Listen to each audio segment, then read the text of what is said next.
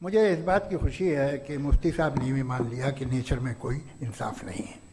बाकी है कि आपने मेरी एक बात का जवाब नहीं दिया, जिससे मुझे शिकायत है कि फेथ क्या है और आप फेथ मांगते क्यों हैं मुझसे। आप तो लॉजिकल हैं, आपके पास तो सारे रैशनल्स हैं, आपके पास सारे सबूत हैं, तो आपको फेथ की डिमांड क्यों करते हैं कि भाई तुम सरेंडर कर दो और सवाल मत करो। कोई मजहब सारे सवाल करने की इजाजत नहीं देता है और मना करता है कि ज़्यादा सवाल ना करो, बह जाओगे तुम। कमाल ये है कि दुनिया के सारे मजहब सब जानते हैं ये दुनिया कैसे बनी थी, कैसे मिटेगी, मरने के बाद क्या होगा, इनको सब इल्म है। इनको किसी को डायनासोर होते थे पहले ये नहीं पता था, किसी को नहीं पता।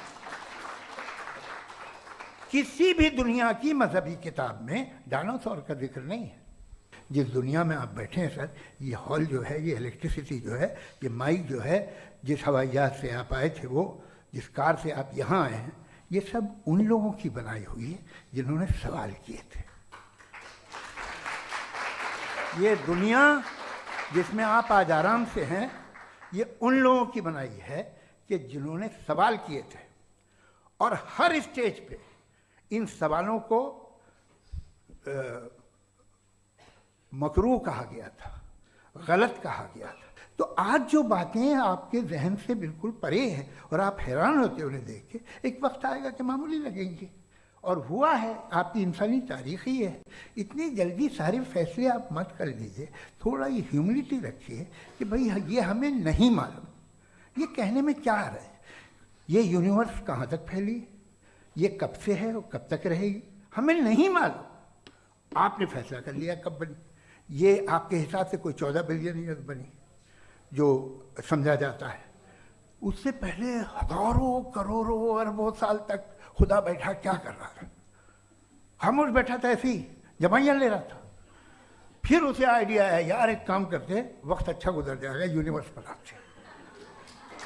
सोचिए, तो हम अपनी जहालत से लड़े, उसकी परस्तिश न करें। Thank you so much. तर्कों की श्रृंखला में राउंड 2 के लिए मुफ्ती साहब को आमंत्रित कर रहा हूँ। शुक्रिया। जनाब जावेद अख्तर साहब कई मरतबा दोहरा रहे हैं कि फेथ का मतलब बताइए, फेथ का मतलब बताइए। मैंने बता दिया, फेथ सही भी होता है, गलत भी होता है। और आज हम फेथ पे बात नहीं कर रहे, हम ट्रुथ और डज गॉड एग्जिस्ट पे बात कर रहे हैं। क्या डज गॉड एग्जिस्ट, ये ट्रुथ यानी गॉड है या नहीं है, इसमें से दोनों ट्रुथ क्या है। अब आप उसे फेथ कह लें, बिलीफ कह लें, नॉट माई बिजनेस। उसके बाद आपने कहा कि भाई सवाल करने से मजहब रोकता है।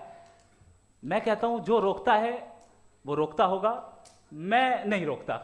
बल्कि सवाल करें, सवाल करना चाहिए। सवाल कर करके तो हम आगे बढ़ते हैं, तरक्की करते हैं, और इसीलिए मैं आज यहां पे आया हूं। लेकिन सवाल सिर्फ खुदा से नहीं होगा, आपसे भी होगा। सवाल एथिज्म से भी होगा, सवाल सिर्फ मजहब से नहीं होगा, सबसे होगा। और आज मैं सवाल करूंगा और उम्मीद है कि आप जवाब देंगे। अभी तक आपने वैसे कॉन्टिंजेंसी आर्गुमेंट का कोई जवाब नहीं दिया। चलें, आपने कहा यूनिवर्स के बारे में इटर्नल क्यों नहीं बोल देते। ये चूंकि लॉजिकली पॉसिबल ही नहीं है कि यूनिवर्स इटर्नल हो। यूनिवर्स एक कॉन्टिंजेंट चीज है जो टाइम एंड स्पेस के पाबंद है, टाइम एंड स्पेस से बाउंड है। जो टाइम एंड स्पेस से बाउंड होगा वो कॉन्टिंजेंट होगा, जो कॉन्टिंजेंट होगा वो उसकी बिगिनिंग हुई होगी, जिसकी बिगिनिंग हुई होगी वो इटर्नल नहीं हो सकता। ये तो कॉमन सी बात है।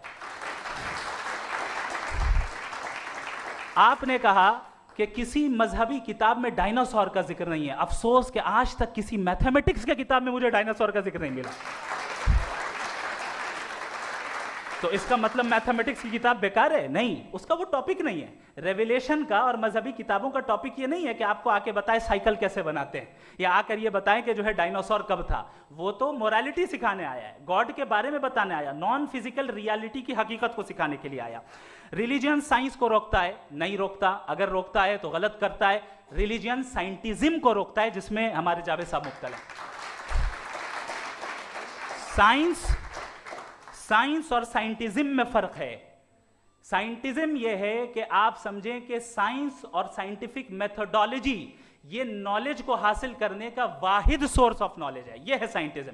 हम इसे रिजेक्ट करते हैं। उसके बाद उन्होंने कहा कि भाई हमें नहीं मालूम। अगर नहीं मालूम तो क्लियरली कह देना कि नहीं मालूम है, इसमें क्या हर्ज है। तो वही तो मैं कह रहा हूं ना कि आप कह दें कि नहीं मालूम, लेकिन क्लेम क्यों कर रहे हैं कि गॉड एग्जिस्ट नहीं कर रहा है। आखिरी चीज, इन्होंने कहा कि खुदा दुनिया बनाने से पहले 150 साल पहले या करोड़ों साल पहले क्या कर रहा था। अरे हजरत, चलें, बहरहाल मैं जवाब दे देता हूं, आप हमारे रिस्पेक्टेड पर्सनालिटी हैं, अगर आप नहीं होते तो मैं ऐसे एंटरटेन ही नहीं करता। टाइम, ये 100 साल पहले या 100 साल बाद, पहले बाद में अभी, ये वो अल्फाज हैं जिनका ताल्लुक टाइम से है। टाइम शुरू ही हुआ है यूनिवर्स की बिगिनिंग के बाद, तो उसके पहले खुदा क्या कर रहा था? सवाल इलॉजिकल है, ये फेलसी है। यानी आप ये कह रहे हैं कि यूनिवर्स के बनने से पहले खुदा क्या कर रहा था? टाइम के बनने से पहले, पहले का ताल्लुक टाइम से, टाइम उस वक्त था ही नहीं, तो ये सवाल ही इनवैलिड है खुदा के ताल्लुक से। इसकी एक मिसाल आप ले लें।